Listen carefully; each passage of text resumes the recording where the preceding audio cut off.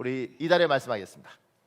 구제를 좋아하는 자는 풍족하여질 것이요 남을 윤택하게 하는 자는 자기도 윤택하여지리라. 구제를 좋아하는 자는 풍족하여질 것이요 남을 윤택하게 하는 자는 자기도 윤택하여지리라. 잠언 11장 25절 말씀. 잠언 11장 25절 말씀. 우리 기도하겠습니다. 성부, 성자, 성령, 성삼위 하나님, 우리의 간청을 들어 주옵소서. 성부, 성자, 성령, 성삼위 하나님, 우리의 간청을 들어 주옵소서. 한국 교회가 억지로라도 사람을 데려다 교회를 채우게 하옵소서. 한국 교회가 억지로라도 사람을 데려다 교회를 채우는 하늘 되게 하옵소서. 창대교회가 억지로라도 이웃 교회를 윤택하게 하는 교회 되게 하옵소서. 창대교회가 억지로라도 이웃 교회를 윤택하게 하는 교회 되게 하옵소서.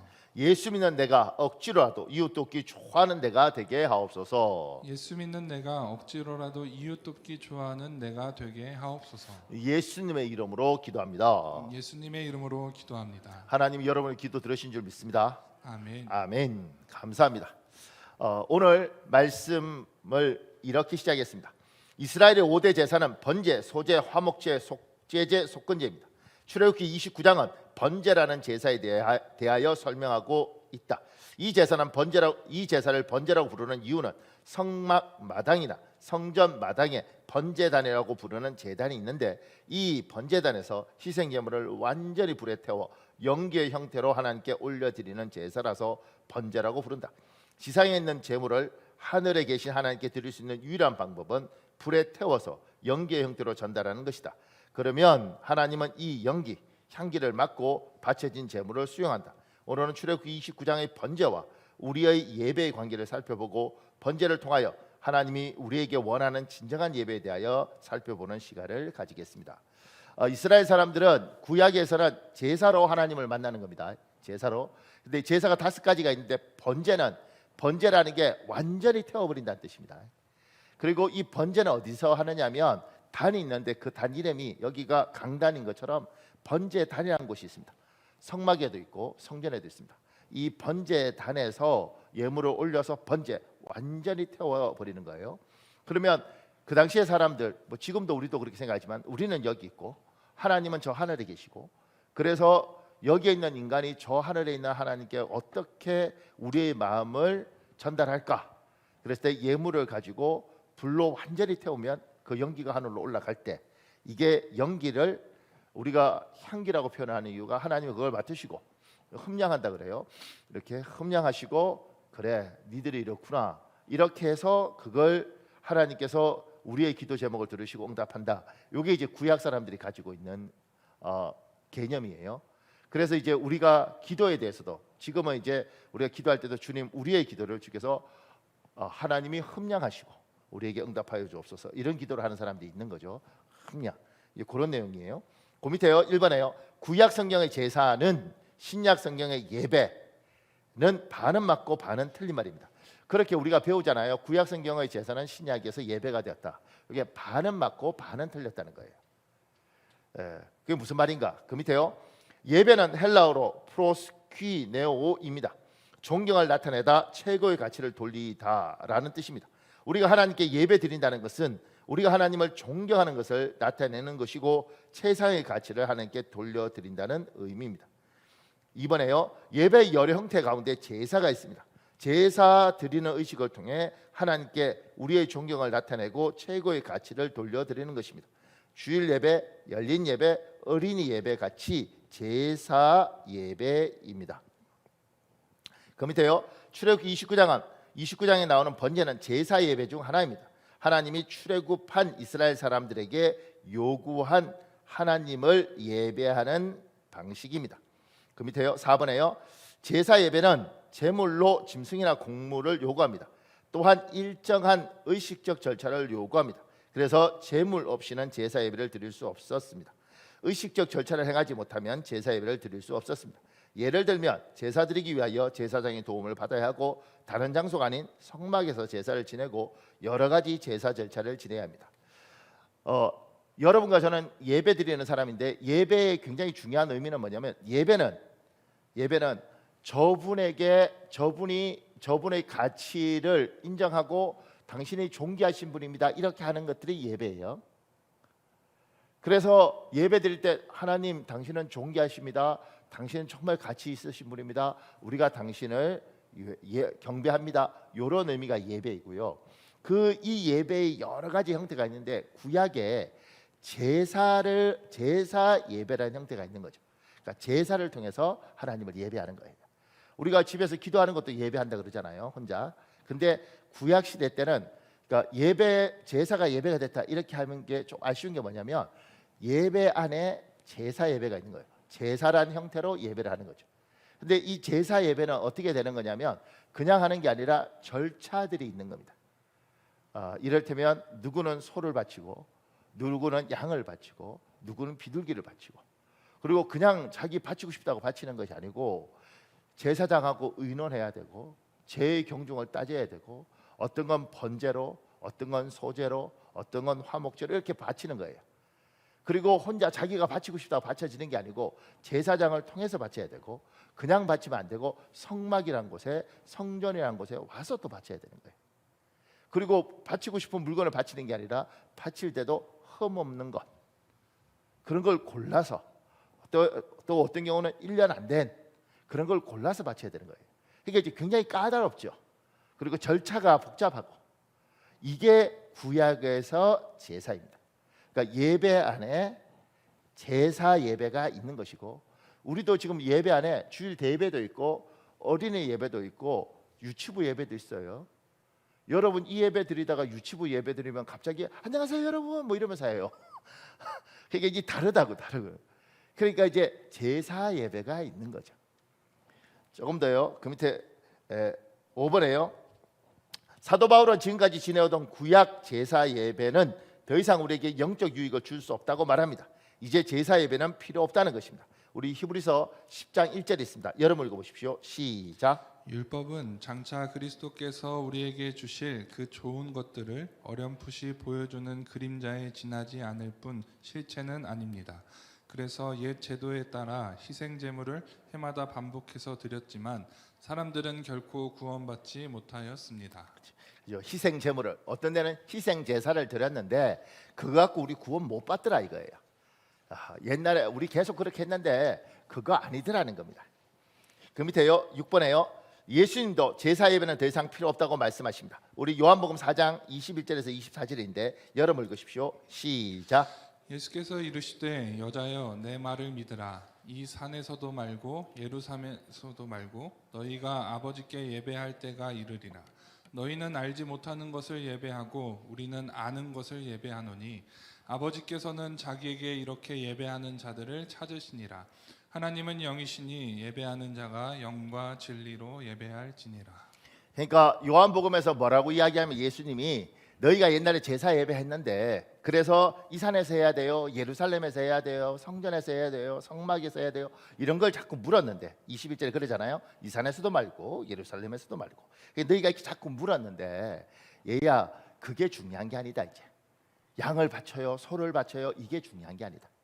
하나님이 이제 찾으시는 제사 예배는 너희가 하던 그 제사가 아니고 정말 원하는 예배는 뭐냐면 하나님은 자기에게 이렇게 예배하는 자를 찾으시는데 영과 진리로 예배하는 사람을 찾는다. 그러니까 너희가 이건 이스라엘 백성한테 하는 거예요. 너희가 제사를 지금까지 다 하고 이렇게 있는데 그건 이제 너희에게 유익을 주지 못한다. 그리고 그것은 이제 내가 바라는 게 아니고 내가 정말 원하는 건 그게 아니고 얘야 영과 진리로 예배하는 거다. 이렇게 가르쳐 주시는 거죠. 그 밑에요. 예수님은 하나님이 구약의 제사 예배가 아니라 성령 안에서 드리는 영적 예배를 찾으신다고 말씀하십니다. 예수님은 하나님이 성경의 진리가 제대로 전달되는 예배를 찾으신다고 말씀하십니다. 그러니까 영과 진리라는 게 성령에 의해서 드려지는 영적 예배, 진리라는 것이 성경 말씀이 제대로 전달되는 예배를 원한다는 거예요. 그럼 이제 여러분이 이렇게 질문하실 수 있죠. 목사님 그러면 구약의 예배가 중요한데 구약의 제사 예배는 이제 별 가치가 없다고 이야기하시는데 오늘 성경에 이 번제를 왜 다루십니까? 이렇게 질문할 수 있잖아요. 질문을 좀 하세요. 표정이 그냥 알아서 해주겠다고 있지만 좀 해보세요.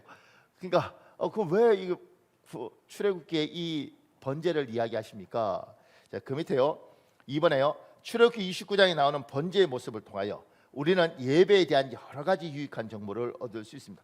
번제를 통해서 예배의 의미를 살펴본다는 거죠. 그거 필요 없다고 그러셨는데 왜요? 그 밑에요. 의미는 눈에 보이지 않습니다. 그래서 형식이란 틀을 통하여 의미를 드러냅니다. 그런데 사람 사회의 불행은 세월이 가면 의미는 사라지고 형식만 남는다는 것입니다. 이런 형식을 전통, 전례, 인습, 관습, 관행, 구습 등으로 부릅니다. 그래서 의미도 모르면서 지켜야 하는 형식이 사회에 많이 있습니다. 그 밑에요. 번제를 하나님이 우리에게 주실 때 복된 의미를 많이 가지고 있습니다. 세월이 지나 처음에 어떤 제도가 생길 때는 의미가 있는 겁니다. 그걸 통해서 하고 싶은 일이 있었어요. 근데 시간이 지나면 그 의미는 사라지고 그게 왜 그런지 몰라요. 그냥 원래 해. 왜? 몰라. 원래 해. 그러다 보니 이게 이제 전통이란 이름에 좋은 건 전통이라 그러고 안 좋은 건 인습 뭐 이러잖아요. 그렇게 와서 부담스러운 거죠. 그리고 왜 이런 걸 하지? 이렇게 되는 거예요. 그러니까 번제가 하나님이 우리에게 번제를 줄 때는 이유도 있었고 의미도 있었는데 왔는데 어느 날 왜 하지? 까먹은 거죠. 그리고 부담스러운 게 된 겁니다. 예를 들면 요새 주례 없는 결혼식들 많이 하잖아요. 왜 주례를 세울까? 그런 생각 해보셨습니까? 여러분 결혼할 때 주례 없이 하셨나요? 그러니까 왜 주례를 세울까? 제가 요새 결혼식 이렇게 가면 주례 없이 결혼을 해요. 요새 새로운 문화니까. 그 친구들이 왜 그러냐면 왜 주례를 세워? 이렇게 생각하는 거예요. 교회 다니는 애들은 그래 뭐 목사님이니까 뭐 하나님 앞에 예배 드려야지 뭐 이러는데 또 결혼식장에서는 예배가 제대로 안 되잖아요. 왜냐하면 예식 전체에 합쳐서 30분 주는데 그것도 주례는 7분 주는데 이게 될 수가 없잖아요. 그러니까 이제 왜 그냥 주례 없이 그냥 하면 되지 이렇게 한다고요. 왜 주례를 세우느냐면 그냥 좋은 말 들으려고 하는 게 아니고요. 원래 주례의 의미는 둘이가 결혼하지 않습니까? 둘이가 결혼해서 나중에 부부 싸움을 하고 이렇게 하면 이쪽 남자 가족은 남자 편 들고 여자 가족은 여자 편 듭니다. 결국은 팔은 안으로 굽으니까. 그래서 이들이 문제가 생겼을 때 이쪽 집으로 가면 이미 문제가 심각해지는 거죠. 이렇게 문제가 생겼을 때 주례를 가장 가까운 스승 아니면 은사 이렇게 하는 이유가 그러니까 국회의원 뭐 이런 사람도 세우는 게 아니고요. 그랬을 때 부부가 무슨 문제가 있으면 이들이 부부 사이가 안 좋을 때 주례를 찾아오는 거죠. 그냥 가장 가까웠던 스승이고 또는 은사이고 아니면 친척 어떤 어른들이니까. 그래서 묻는 거죠. 이렇게 지금 우리가 참 안 좋은데 어떻게 해야 돼요? 인생의 선배로 조언을 하고 또 둘을 잘하니까 불러서 밥 먹이면서 서로 대화도 하고 이야기도 하고 나도 그랬는데 그러면서 이제 이렇게 해서 주례가 이 중재의 역할들을 하는 겁니다. 그러니까 결혼할 때 거기서 축복하면서 이것도 있지만 문제가 생기면 그것도 하는 거예요. 그래서 제가 들었던 가장 가슴 아픈 이야기 중에 하나는 둘이가 결혼을 할 때 주례가 목사님이었죠. 근데 이제 이 여자 신부 측을 어렸을 때부터 잘 보던 주례 알던 목사님이셨어요. 주례를 하고 결혼해서 1년 동안 너무너무 고통스러운 시간을 이 신부 되는 애가 살고 달력에다가 그 아픈 사연을 달력에 다 적어서 달력 뒷면에다가 그리고 어느 날 주례를 찾아와서 그 주더라는 거죠. 목사님 내가 너무 힘든데 참다가 말로 드릴 수 없을 것 같아서 내가 이걸 적어서 드린다고. 그래서 그 사연을 적은 달력 뒷면을 목사님한테 주고 그 목사님이 그걸 받아서 제 한 다리 건너서 아는 목사님이거든요. 그러니까 그걸 보고 네가 이렇게 고통스러웠는데 왜 진작 오지 않았냐? 왜 진작 나를 안 찾아왔냐? 그러면서 그걸 같이 이렇게 풀어가는 거예요. 그러니까 지금은 그러니까 잘 모르는데도 뭐 이렇게 국회의원 또 어떨 때는 보좌관 세우고 뭐 누구 이렇게 세워놓으니 그런 걸 왜 돈 주고 세우고 뭐 누구 알아봐서 뭐 이렇게 하느냐? 나 잘 모르는데 그렇게 되니까 주례가 점점 가치가 없어지고 의미가 없는 거죠. 분명히 살면서 삶의 고비가 있을 때 가장 가까운 스승을 주례로 세우고 그리고 주례를 세워서 그거를 통해서 중재를 하는 거죠. 지금 보면 이제 결혼식장에서 아버지들이 편지 읽고 뭐 이렇게 하잖아요. 그것도 좋죠. 근데 둘이 탁 부딪히면 다 내 자식 편이지 누가 남의 아무리 사랑해도 남의 새끼 편을 들겠어요. 그러니까 제가 보면서 아하 지금 친구들이 이걸 모르구나. 왜 제가 이걸 알게 됐냐면 누가 책을 가르쳐 준 게 아니라 제가 목사가 되고 주례를 계속 쓰면서 부부 사이를 보다 보니 삐그덕삐그덕거릴 때 결국은 이쪽 부모 이야기도 안 듣고 이쪽 부모 이야기도 중재가 안 돼요. 이래서 어른들이 목사를 세우고 그 목사가 같이 기도하자 그러고 하나님 앞에 권면하고 너무 힘들 때 예배하고 이렇게 중재를 하는구나. 누가 책에서 가르쳐 준 게 아니라 내가 목회자로 살다 보니 그런 거구나. 그래서 이게 너무너무 귀한데 이걸 그냥 아는 사람 그냥 누구 관계 맺으려고 그냥 뭐 대학원생 같은 경우는 자기 박사 받아야 될 누구 아니면 힘 있는 누구 총장 뭐 이렇게 하니까 아무 가치가 없죠. 그것처럼 의미가 있다. 그러니까 하나님이 번제를 줄 때는 번제를 준 굉장히 큰 의미가 있는데 이거 다 까먹어 버린 거예요. 지금 이제 제사 예배는 필요 없지만 이 번제를 주시면서 이 제사 예배에 주셨던 의도가 있는데 그 의도를 지금 보려고 그러는 거예요. 의도를. 그 밑에요. 1번에요. 하나님이 먼저 하나님의 백성에게 예배를 요구하셨습니다. 우리 출애굽기 29장 38절에서 39절 42절에 있습니다. 여러분 읽어보십시오. 시작. 내가 제단 위에 드릴 것은 이러하니라. 매일 아침에 드리고 저녁 때에 드릴지며 이는 너희가 대대로 여호와 앞 회막문에서 늘 드릴 번제라. 하나님이 이스라엘 백성에게 예배를 요구하면서 뭐라고 하면 매일 드려라. 그것도 어떻게 해요? 아침에도 드리고 저녁에 드리고 그리고 대대에 드려라. 그리고 늘 드려라 이렇게 이야기해요. 그 밑에요. 예배는 하나님이 먼저 우리에게 요구하셨습니다. 우리가 먼저 요구한 것이 아닙니다. 그래서 예배는 하나님의 백성의 의무입니다. 예배 드리면 하나님의 백성이고 예배 드리지 않으면 하나님의 백성이 아닙니다. 예배가 내가 하나님의 백성인 것을 증명하는 것입니다. 그 밑에요. 하나님은 이집트에서 노예살이하는 이스라엘 백성에게 예배 받으시기 위하여 출애굽시키셨습니다. 이집트 왕 바로는 이스라엘 백성이 이집트 땅에서 하나님을 예배하지 못하도록 했습니다.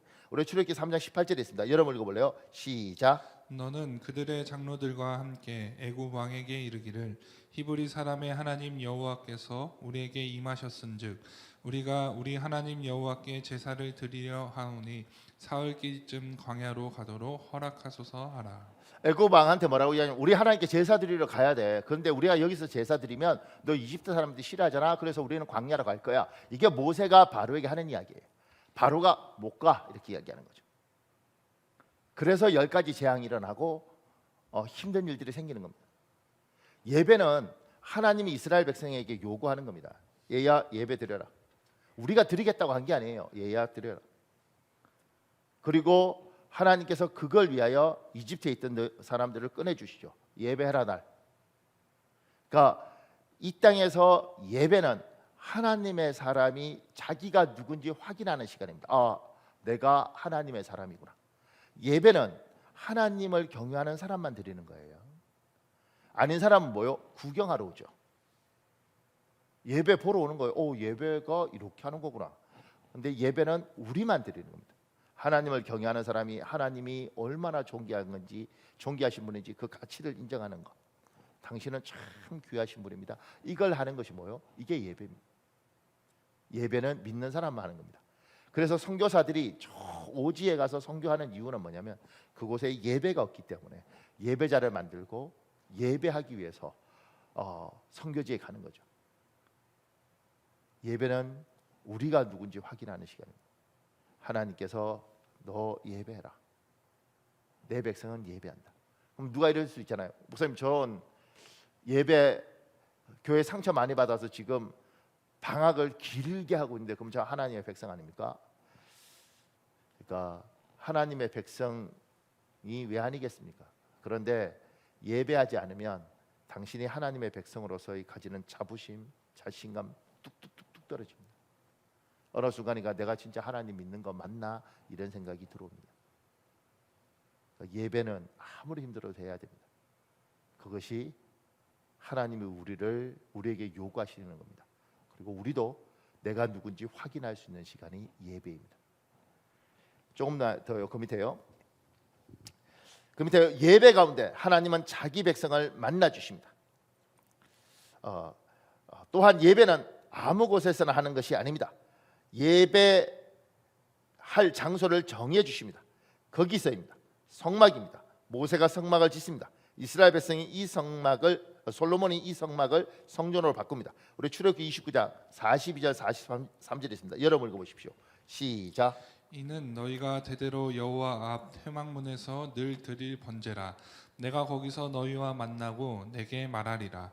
내가 거기서 이스라엘 자손을 만나리니 내 영광으로 말미암아 회막이 거룩하게 될지라. 여기서 재밌는 게 거기서 만나겠다고 그러잖아요. 그러니까 우리는 아무 데서나 내가 기도하면 예배가 되니까 그래서 우리 아무 데서나 기도를 해요. 아무 데서나. 그러니까 그건 나쁘지 않습니다. 그건 사실 굉장히 좋은 거죠. 왜냐하면 하나님을 어디서나 예배한다는 것이 굉장히 좋습니다. 근데 이스라엘 백성에게는 하나님이 구약 때는 어디서나 예배하라고 이야기한 게 아니라 여기서 하라고 해요. 여기서 하라고. 그래서 이스라엘 백성들은 성막에서 예배 드리는 거예요.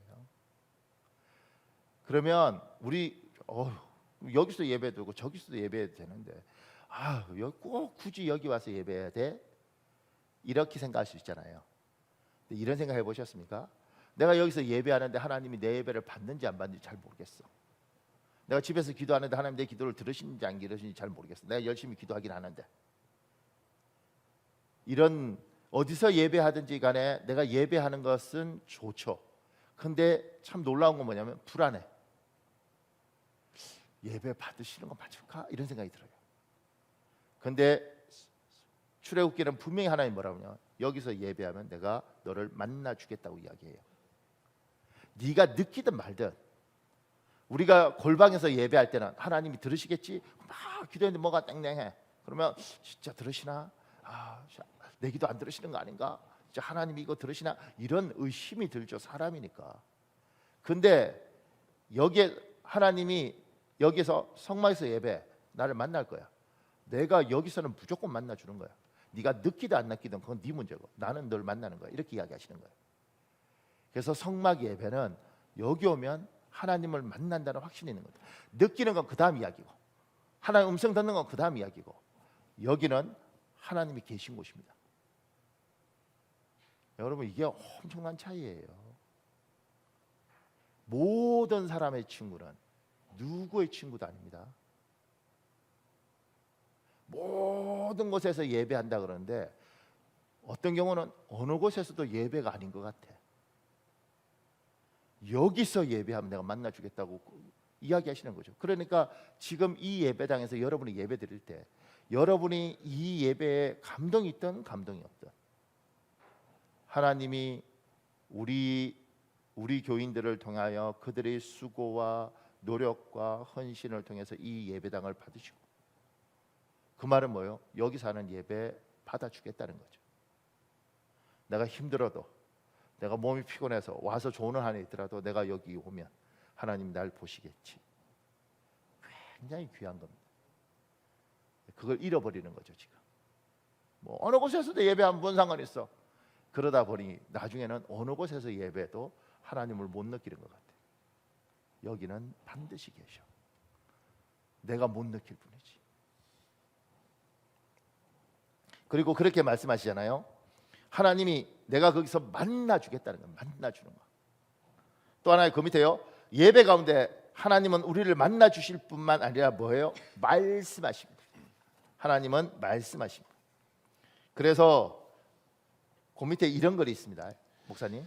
한 집사님이 이런 간증을 나눠 주었던 적이 있다. 9개월 전 오랫동안 애타게 기대하고 기도하며 얻은 아들을 먼저 하나님 나라로 보내게 된 아픔을 겪었습니다.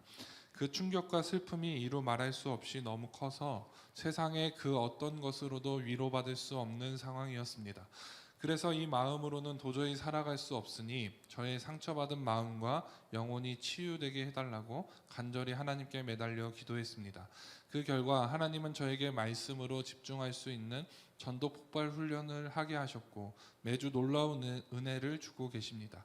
먼저 아름다운 만남의 선물을 주셨습니다. 함께 울고 웃을 수 있도록 준비되신 집사님들과 함께 모여 기도하고 훈련하는 동안 제 안에 응어리 졌던 그 무엇이 하나씩 풀어지기 시작했습니다. 무엇보다 아픔 가운데 헤매던 저를 하나님은 간절한 마음으로 예배드리는 가운데 만나 주셨고 생명의 복음을 암송하고 전하는 동안 치유해 주셨습니다. 그러다 보니 매 예배 시간이 너무너무 기다려졌고 특히 전도 폭발 모임은 저에게 너무나 소중했습니다. 기도 후원자들의 기도에 힘입어 전도 현장에 나간 어느 날 모태신앙이었던 자매에게 복음을 전했던 일이 저에게는 참으로 인상적이었습니다. 이 자매는 교회는 오래 다녔지만 죄책감으로 구원의 확신이 없고 형식적인 신앙생활에 무기력한 분이었는데 복음을 듣고 영접 기도할 때 눈물을 보이며 결심했습니다. 이러한 자매의 모습을 보면서 이전의 나 자신을 보는 것만 같았습니다. 이제 제가 복음을 전하는 자가 되어서 그 자리에 있다는 것이 너무나 꿈처럼 느껴졌습니다. 택시를 타거나 이웃 아주머니를 만났을 때 복음을 전하는 저 자신을 보며 역동적으로 일하시는 성령님의 인도하심을 느꼈습니다. 38년 동안 제가 알지 못했던 복음 전하는 자만이 알 수 있는 기쁨을 깨닫게 되었습니다. 얼마 전에는 남편에게서 생각지도 못한 정말 소중한 편지를 받았습니다. 조용히 거실을 오가며 잔잔히 말씀을 외우는 그대의 모습이 어찌 그리 아름다운가요? 당신과 산책하며 복음의 내용을 가지고 대화할 때 많이 감동받고 나도 전도자의 삶을 살겠다고 다짐합니다. 남편의 고백을 들으며 복음 전하는 자는 상대방에게 아름답게 보이고 또한 감동을 줄 수 있다는 사실을 알았습니다. 초등학교 5학년인 딸아이도 엄마와 아빠가 아픔을 딛고 씩씩하게 일어나는 것을 보면서 용기와 꿈을 갖고 장차 소아과 의사가 되어서 아픈 아이를 꼭 고쳐주겠다고 기도합니다. 너무나 기뻤고 하나님께 얼마나 감사했는지 모릅니다. 정말 하나님 아버지의 은혜가 아니었다면 오로지 슬픔만을 안고 과거에만 파묻혀 아까운 세월을 다 보냈을 것입니다. 그러나 저와 저의 가족은 아픔이 있기 전보다 더욱 사랑과 복음으로 하나가 되었습니다. 이제 저희 가족에게는 하나님께서 주시는 소망하는 꿈과 기쁨으로 감당할 사명이 있습니다. 시간이 지날수록 더욱 저희를 풍요롭게 하시는 하나님 아버지의 인도하심이 매우 놀랍고 제 마음과 영혼은 감사로 넘칩니다. 끝으로 저에게 항상 힘을 주었던 말씀을 꼭 들려드리고 싶습니다. 현재의 고난은 장차 우리에게 나타날 영광과 비교할 수 없도다. 지금도 우리와 함께 하시며 우리의 예배를 기뻐 받으시는 하나님 아버지께 감사와 찬양을 드립니다. 오늘 번제에 분명히 이야기하지 않습니까? 하나님이 거기서 내가 너를 만나리라. 예배 가운데 하나님이 만나 주시는 거예요. 그리고 지금 이 글을 읽어드렸던 건 이 사람이 자식을 잃고 예배 가운데 하나님을 만난 거죠.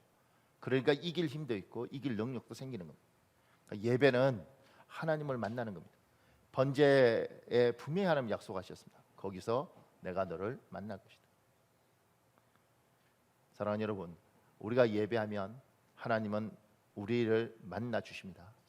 이 만남이 여러분의 있길 예수님 이름으로 축복합니다.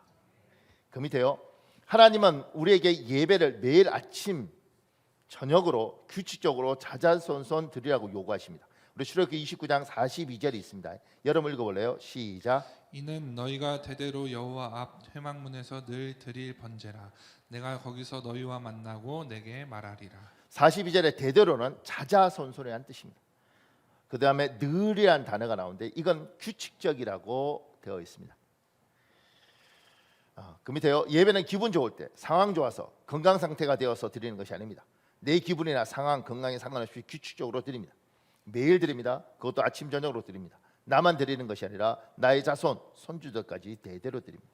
하나님이 우리에게 예배를 요구하실 때 이 번제를 번제를 이렇게 하라고 요구하셨지 않습니까? 예배도 이렇게 하기를 요구하시는 거죠. 하나님이 아침에 시작할 때 뭐 이렇게 새벽기도 못 나오더라도 여러분 개인이라도 집에서 일어나서 하나님 오늘 하루를 시작합니다. 도와주십시오. 저는 옛날에는 아침에 일어나서 기도하면 막 소리 질러서 부르짖고 기도하고 뭐 이랬는데 어느 날부터는 아침에 좀 그렇게 제가 이제 새벽 기도를 할 때는 기도를 열어야 되니까 제가 그렇게 기도하지만 조금 지나면 하루를 설계합니다. 하나님 오늘 누구를 만났는데 내가 어떻게 이야기해야 되고 오늘 하루를 어떻게 설계해야 됩니까? 시간을 어떻게 사용해야 됩니까?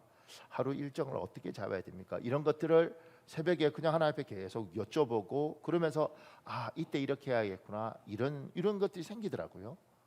그리고 잠들기 전에 하나님 앞에 하나님 하루를 감사하고 그 다음에 하루를 돌아보고 그래서 이게 예배하는 것이 꼭 저녁의 기도는 일기 쓰는 것 같고 아침의 기도는 자기 개발하는 사람이 아침에 일어나서 막 하루 일정을 막 외친다 그러는데 하루 일정을 예배하면서 하나님 앞에 하루 일정을 세우는 것 그리고 잠들기 전에 일기 쓰면서 마지막을 정리하는 것처럼 하나님 앞에 기도하면서 하루를 돌아보고 회개하고 잠드는 것 이게 굉장한 유익한 우리의 도구이구나 예배라는 게 늘 예배를 그냥 하나님 사랑합니다 높으십니다 이런 거 쪽으로만 생각을 했었는데 이 예배라는 게 아침에 드리고 저녁을 드리면서 하루를 굉장히 알차게 살고 미래가 있도록 하시는 것이 하나님이 이런 전략을 가지고 예배를 아침 저녁으로 드리도록 하시는구나. 그리고 그것도 예배도 어떻게 드리냐면 규칙적으로 드리라는 거죠. 그러니까 여러분은 예배 드릴 때마다 은혜 받나요? 그러지 않지 않나요? 왜냐하면 예배를 드릴 때마다 은혜 받으면 얼마나 좋겠습니까? 그런데 예배를 드릴 때마다 은혜 받을 수도 있겠지만 예배 드리다가 졸 수도 있고 때로는 나는 한 달째 은혜 못 받을 수도 있고 그렇지 않나요? 나만 그런가요? 그러니까 어떨 때는 은혜 안 될 때도 많아요. 그건 뭐 괴롭죠. 왜냐하면 날마다 은혜를 받아야 될 것 같은데 근데 어떨 때는 안 돼요. 근데 이제 오늘 규칙적으로 매일 뭐 이런 것들을 제가 하면서 묵상해 보니까 이런 생각이 들더라고요. 어떤 사람이 있는데 그 사람이 매주 로또를 사는 겁니다. 매주 로또를. 그런데 한 번 살 때마다 10장을 사는 거죠. 그러면 1년에 52주니까 1년이면 520번을 이제 어떤 행운을 기대하는 거죠. 그렇게 해서 40년을 하면 40년 하면 2만 번입니다. 2만 번 동안 2만 번 중에 19,999번이 뻥커가 나서 꽝이 나오더라도 딱 한 번 1등을 하면 대박이지. 1등도 필요 없지. 20년 동안 하루도 때로는 40년 동안 하루도 안 빠지고 사서 딱 한 번만 2등을 해도 대박이지. 안 그런가요? 나는 로또 안 사봐서 몰라요. 근데 내가 아무리 몰라도 30년을 사서라도 한 번만 맞으면 이거는 뭐 예배는 은혜 못 받을 때도 많죠. 때로는 말씀이 안 들어올 때도 있어요. 근데 규칙적으로 몸이 힘들고 어려도 규칙적으로 그러다가 한 번만 하나님을 제대로 만나도 한 번만 하나님하고 제대로 조우를 하고 하나님 앞에 내 이야기하고 하나님께서 알았다 내가 책임지겠다 그 말만 해도 그래도 여러분 표정은 매번 뭐 그렇게 해야 되는 것 같은데 한 번만 그렇게 해도 대박이죠. 그러니 늘 제가 이런 생각해요. 저 옛날에 영국에 있었던 일 읽을 때마다 제가 그 생각하는데 그 사람 그렇게 몇십 년 동안 로또 매주 샀는데 그것도 같은 번호는 매주 했는데 결국 1등에 딱 당첨했는데 그 주만 안 샀다는 거죠. 그 주만. 그 사람 자살했어요. 근데 그 기사가 왜 신문에 그 기사가 나왔냐면 그거 자살해서 그거 안타까워서 나온 게 아니라 그래서 자살했는데 그 다음 주에 똑같은 번호 로또가 또 나온 거예요. 그러니까 안 죽고 똑같은 것만 찍었어도 인생이 풀리는데 제가 그 기사를 10년째 찾고 있는데 못 찾겠어요. 옛날 읽었는데 어딘지 모르겠어. 영국 선지 뭐 이렇게 해서 있던데 그러니 한 번만 하나님 만나면, 예배 드리다가 제대로 하나님 한 번 만나면 대박이지. 때로는 졸더라도 예배해라. 피곤하더라도 예배해라. 그날 여러분 학교 다닐 때 그거 안 겪어보셨습니까? 제가 학교 다닐 때는 야간 자율학습이 있었습니다. 저는 여러분 어떻게 볼지 모르지만 저는 모범생이었습니다. 표정이 비웃는데 우등생의 모범생이었습니다. 나는 야간 자율학습 도망 안 갑니다. 근데 하도 친구가 도망가자고 그래서 하루 갔다가 난 걸렸죠. 너 왜 그러냐? 뭐 이러더라고 선생님이. 근데 그 친구가 나중에 나보고 그러더라고요. 아이고 바보야. 그러니까 걸리지. 근데 걔는 맨날 도망갔는데 안 걸린다고요. 나는 왜 걸렸지? 바보야. 도망갈 때는 책상을 갖고 같이 도망가야지. 그 나중에 보니까 걔는 도망갈 때 책상을 들고 책상을 바깥에 그 건물 바깥에 이렇게 숨겨놓고 가더군요. 그러니까 선생님이 와서 이렇게 책상을 보니까 책상이 다 있잖아요. 그러니까 안 걸리는데 나는 도망간다고 한번 가봤는데 책상 놔두고 갔지. 누가 책상 가져갈 생각을 하나. 선생님이 와서 보니까 자리에 빈 거지. 저거 누구야? 박현욱인데. 그러니까 맞지. 제가 어쩌다 한번 갔는데 그날 근데 하나님께서 정말 우리가 예배 드릴 때 힘들어도 근데 어느 날 하나님께서 그래 내가 응답해 줘야겠다. 그때 내가 안 오면 어떡하냐. 예배는 매일 아침 저녁으로 규칙적으로 자자손손 내 대의 복을 못 받더라도 내 아들이 하나님을 제대로 만나면 내 딸이 하나님을 제대로 만나면 지금 저 아이가 졸면서 예배하지만 제때 한번 만나면 그래서 하나님께서 매일 아침 저녁으로 참 늘 규칙적으로 자자손손. 그 밑에 마지막으로요 3번에요. 하나님은 예배에 제물을 요구하십니다. 우리 출애굽기 29장 38절에서 40절 41절에 있습니다. 여러분 읽어보십시오. 시작. 내가 제단 위에 드릴 것은 이러하니라. 매일 1년 된 어린 양 2마리니 한 어린 양에 고운 밀가루 10분의 1 에바와 찌은 기름 4분의 1 흰을 더하고 또 전제로 포도주 4분의 1 흰을 더할지며 한 어린 양은 저녁 때에 드리되 아침에 한 것처럼 소제와 전제를 그것과 함께 드려 향기로운 냄새가 되게 하여 여호와께 화제로 삼을지니. 그 밑에요. 왜 제사의 제물을 요구하시는가? 항상 가장 좋은 것으로 제물을 삼는데 불에 태워버릴 제물이라면 굳이 좋은 것을 제물로 가지고 갈 필요가 있겠는가? 왜 불태워버릴 건데 좋은 걸 자꾸 갖다 바치라 그러는가? 우리 출애굽기 34장 23절 26절 있습니다. 여러분 읽으십시오. 시작. 너희의 모든 남자는 매년 3번씩 주 여호와 이스라엘의 하나님 앞에 보일지라. 내 토지 소산에 처음 익은 것을 가져다가 내 하나님 여호와의 전에 드릴지며. 신명기 16장 16절 17절도 있습니다. 여러분 읽어보십시오. 시작.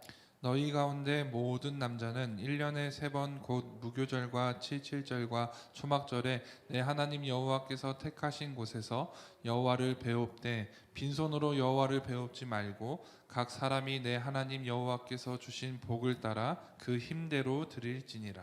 하나님이 이제 우리가 목사들은 이렇게 배워요. 예배를 마칠 때 예물이 있으면 그래서 예물이 있으면 축도로 마쳐라.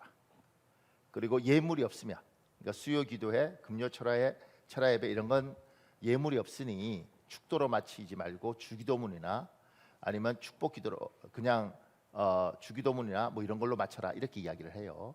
그러니까 축도를 함부로 하지 못하도록 우리는 이제 학교에서 훈련을 받죠. 그러니까 제물이 있는 것과 없는 것을 다르게 또 예물을 드리는 것 안 드리는 것을 예배를 구분하는데 하나님은 이거 어차피 번제로 다 태워버릴 것인데 그 귀한 것 그것도 뭐 흠없고 상한 거 갖다가 태워버리는 것도 아니고 좋은 거 골라서 왜 굳이 그래야 되는가? 이제 가장 기본적인 건 우리에게 주어진 모든 것이 저분이 주셨다는 걸 인정하는 겁니다. 그러니까 갖다 바칠 게 없으면 하나님 앞에 이렇게 하셔야 되는 겁니다. 갖다 바칠 게 있으면 하나님 너무 고맙습니다. 이렇게 좋은 거 주셔서 바치게 하셨으니 감사합니다. 이렇게 이야기하는 거고요. 바칠 게 없으면 이렇게 하셔야 되는 겁니다. 하나님 당신의 명령대로 당신의 규례대로 내가 첫 것을 가장 좋은 것을 드리고 싶은데 난 드릴 게 없습니다. 하나님, 그러니 긍휼을 베풀어 주셔야 됩니다. 당신 뜻대로 살고 싶은데 살 수가 없습니다. 내 능력으로 안 됩니다. 길 열어 주셔야 됩니다. 그리고 막 기도할 수 있다는 겁니다. 오히려 예물을 드리는 게 복이 되는 거죠. 하나님, 이것밖에 못 드립니다. 최선을 다해 살았습니다. 이것만 해도 감사하지만 하나님, 제대로 드린 거 드릴 수 있도록 도와주십시오. 이렇게 기도할 수 있는 거죠. 또 하나는 그 밑에요. 이제 어떤 제물도 죽여서 불에 태워서 하나님께 바칠 필요가 없습니다. 대신 하나님의 백성이 산제물이 되어야 합니다. 성도는 다른 사람보다 조금 더 선한 사람, 조금 더 윤리적이고 도덕적인 사람이 아닙니다. 다만 성도는 어떤 형태로든 하나님께서 받으실 제물로 살아가는 존재입니다. 그 밑에 로마서 12장 1절에 있습니다. 여러분 읽어볼래요? 시작. 그러므로 형제들아, 내가 하나님의 모든 자비하심으로 너희를 권하노니 너희 몸을 하나님이 기뻐하시는 거룩한 산 제물로 드리라. 이는 너희가 드릴 영적 예배니라. 하나님이 우리에게 우리가 하나님 앞에 좋은 걸 받았으니 예물 드리는 것도 중요하죠. 근데 이제 하나님께서 구약의 그 제사 말고, 제물 말고 너희 몸을 제물로 드려라 이렇게 요구하셔요. 신약에서는. 이게 더 훨씬 심각한 거죠. 돈 몇 푼 드리는 것도 아니고 우리를 갖다 바치라니. 그럼 그게 뭔가? 그러니까 제가 이제 이걸 설명하면서 그 밑에 이렇게 적었죠. 산제물이라는 표현이 너무 부담 가지 않았으면 합니다. 작은 헌신입니다. 하나님은 우리의 작은 헌신을 통하여 놀라운 일을 하십니다. 오병이어의 기적은 한 아이의 작은 헌신이 발판이었습니다. 제가 그 밑에 가져온 글은 코스타라는 유학생 부흥회가 있습니다. 연합 집회가 있는데 그 코스타라는 게 어떻게 만들어졌는지에 대한 이야기를 하면서 홍정길이라는 목사님이 계셨는데, 그분이 자기 교회 식구들 유학 가는 애들 보고 가슴 아파서 내가 너희들 어떻게든 도와줄게. 그게 시작이었다는 거죠. 아주 작은 헌신에서 코스타는 유학생들은 꼭 한번 가보고 싶어하는 집회입니다. 그러니까 그걸 하나님이, 그러니까 작은 헌신이지만 오병이어처럼 한 아이가 가지고 있던 작은 거지만 산제물이라는 게, 하나님 내가 요거 하나님께 드리겠습니다. 그러면 하나님 이걸 갖고 뭘 할지를 몰라요. 그러니까 우리는 하나님 앞에, 하나님 당신이 원하신다면 내가 가진 재능이든 조그만 물질이든 심지어 건강이든 하나님 내가 작은 거라도 하나님께 드리겠습니다. 산제물이라는 것이 내 인생 그냥 착하게만 사는 것이 아니라 내 인생을 하나님께 드리는 겁니다. 다 드리면 너무 힘들지 않겠어요? 근데 아주 작은 거라도, 하나님 내가 하루에 30분이라도 하나님께 드리겠습니다. 하나님 내한테 있는 요 재능은 하나님께 드리겠습니다. 그러면 하나님 그거 갖고 뭘 하실지 몰라요. 하나님께서 그런 거죠. 너를 드려라, 너를. 돈 좋지, 헌물하는 거 좋지, 너를 드려라, 너를. 너의 작은 시간, 너희가 가지고 있는 좋은 에너지, 네가 가지고 있는 그 귀한 달란트를 주라. 그걸 통해서 너는 그것만 하면 나머지는 오병이어는 내가 해줄게. 마지막에 제가 이렇게 정리했습니다. 번제는 예배의 한 형식이었습니다. 번제는 그 의미를 잃어버리고 형식만 추구했기에 더 이상 하나님께 사용하지 않는 것이 되었습니다. 우리는 번제의 단계의 의미를 살펴보면서 우리 예배가 추구해야 할 것을 살펴보았습니다. 이번 한 주간도 하나님 앞에 복된 예배 드리는 시간 되시길 예수님 이름으로 축복합니다. 우리 시간에 한 7분 기도할 수 있는데 주여 한번 간절히 부르고, 하나님 내가 산제물로 드리시길 원합니다. 내 시간을 쓰시고 내 작은 헌신을 쓰시옵소서. 오병이어의 기적을 일으키시옵소서. 주님, 오늘 예배를 통해서 하나님 예배가 뭔지 생각했습니다. 규칙적으로 날마다 아침 저녁으로 찾아서선 우리 집안에 예배 드리는 집안 되게 하여 주옵소서. 주여 한번 간절히 부르고 기도하겠습니다. 주여 아버지 도와주시옵소서. 아버지